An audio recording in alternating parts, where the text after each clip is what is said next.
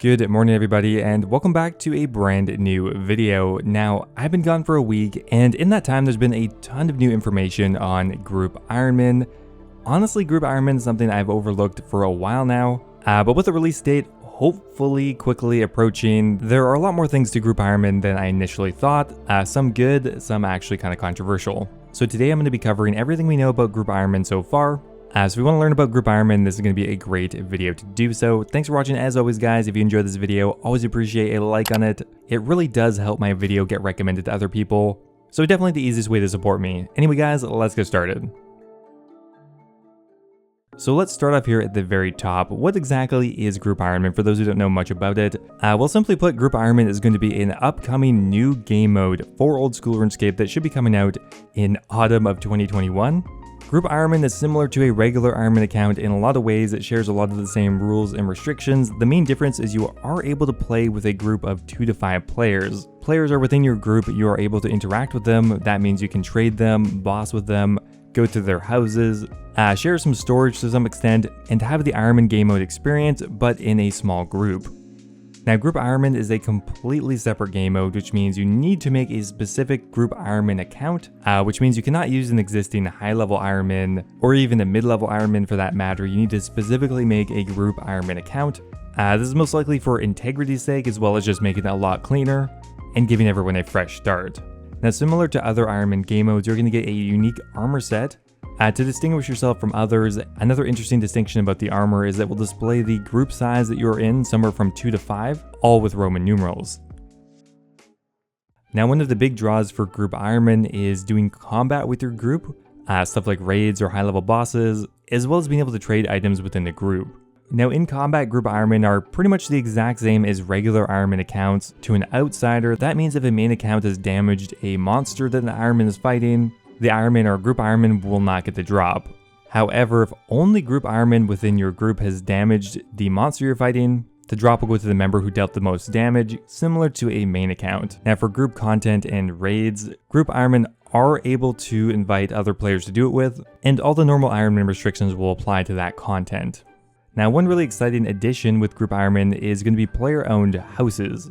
Now, within your Group Ironman group, you are able to access other players' houses and use the amenities within. So for example, if one of you have a higher construction level and have made a portal nexus in there, anyone within your group can access and use it, which is going to be incredibly convenient for Group Ironman. Now, one of the biggest differences between Group Ironman and a regular Ironman is the ability to trade people within your group. So yes, within your group, you are able to trade each other, which means if you have resources that they need, you can give it to them. And even if you get a rare item, you can trade that to a group member as well. However, there are some restrictions.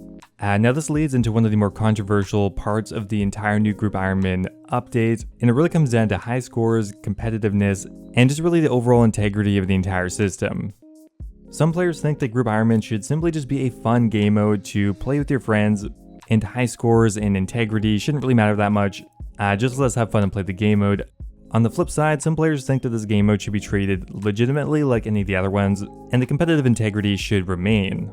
Now with that said, there are currently some brand new restrictions for Group Ironman, although there is a bit of pushback and these could change. The first appears the idea of something called the gradual wealth transfer system, and essentially what it is a trade restriction that will go away over time. So within the first week of joining a new group, you're only able to trade 1 mil. Once you're up to week 2, you can trade up to 20 mil. Week 3 is up to 50 mil, week 4 is up to 100 mil, and after week 5, there is no cap. So 5 weeks before you can trade over a significant amount of wealth, and the system is mainly here to prevent boosting. Now boosting would be the idea of you joining a high-level Group Ironman group, gaining a ton of levels and wealth, and then leaving the group. Clearly you can see how that would be abusable. Whether you think it matters really depends on the player. Now on top of the wealth transfer restrictions, there is one other main restriction exclusive to Group Ironman, and that is content restricted items. So to ensure that players using certain items are deserving of them, we will restrict the use of them until the player has successfully completed a relevant quest at least once. So if you want to use a Grazi Rapier for example, you need to complete the Theater of Blood. If you want to use any of the Chambers of Xeric items, you need to complete 1 Chambers of Xeric. If you want to use Nightmare items, you have to complete 1 kill count at the Nightmare. You get the idea. So are the exclusive Group Ironman restrictions going to be effective?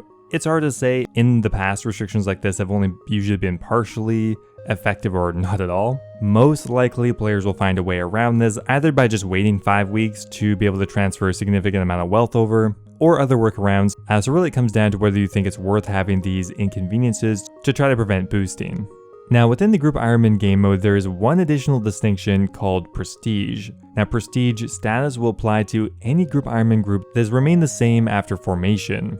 That means they're going to be distinguished from other groups that may have changed over time. Now Jagex states that this will encourage groups to stick together and is a way of recognizing the loyalty of a group and the progress that they've made together. So more realistically, players who are going to play group Ironman competitively are going to want to have Prestige status. Any group Ironman who are not Prestige is just going to be the wild west. There might not be too much integrity.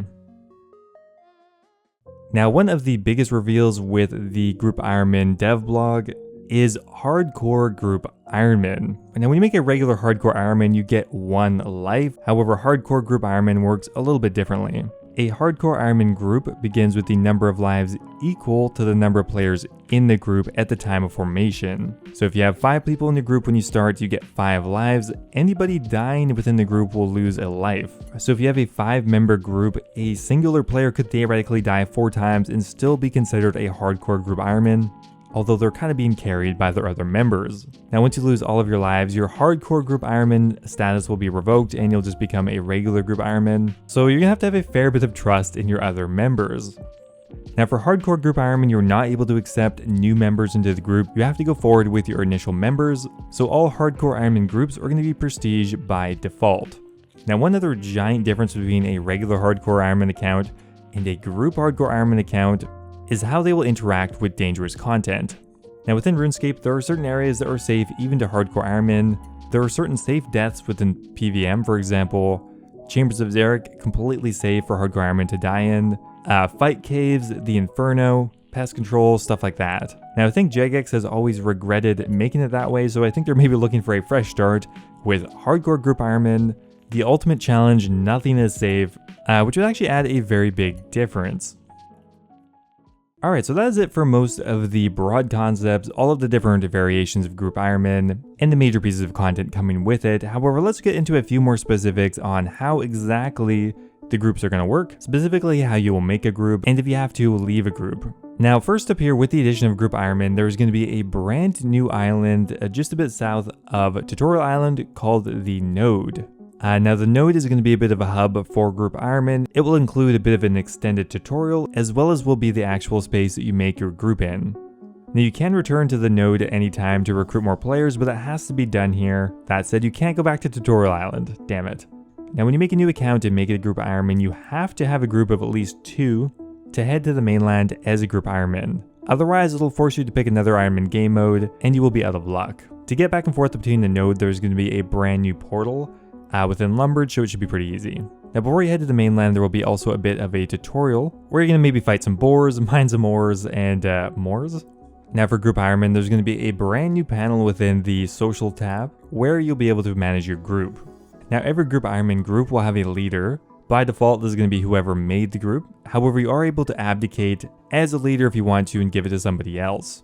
Now for both abdicating as a group Ironman leader as well as just leaving a group Ironman group in general, there will be a grace period. The grace period is going to be 7 days. This will allow you time to change your mind, as well as if your account is hacked, it'll give you time to get your account back as to not ruin your entire account. So what exactly happens when you leave a group? Well, there's one really big decision to make.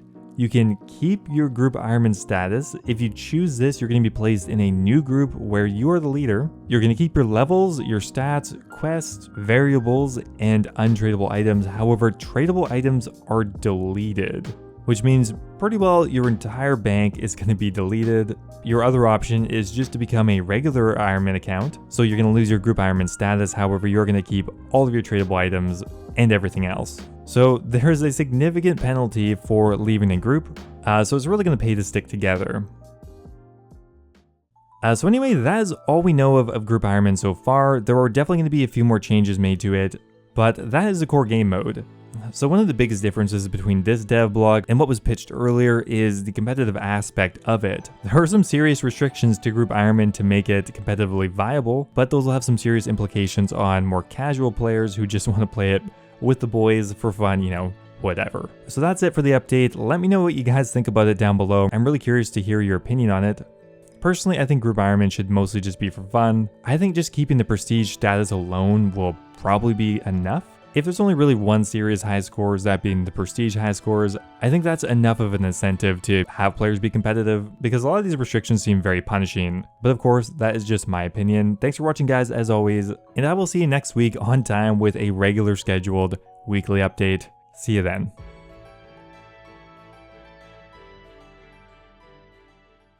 Now, before I go here, I want to give a massive thank you to all of my members over on YouTube. Thank you so much to Guy Fox, Wolf of the Hunt, Timothy Chen, Ocelot, and Kush Patel for all being subscribed at the Dragon tier. Always appreciate you guys. Thanks again so much. Also, a giant thank you to CJ Ruse, Mexos, Bratton Graffin, NDM1, Yo-Yo Sub 89, and Base Titch for all being subscribed at the Runite tier. Again, means a lot, guys. Always appreciate it. And of course, thank you to anyone else supporting me in one way or another. As always, if you guys are looking for another way to support the channel, becoming a YouTube member is a great way to do so. You can become immortalized in all of my future videos, get access to my video release schedule, and of course, get a custom role in my Discord server. Thanks again, guys, and I will see you next time.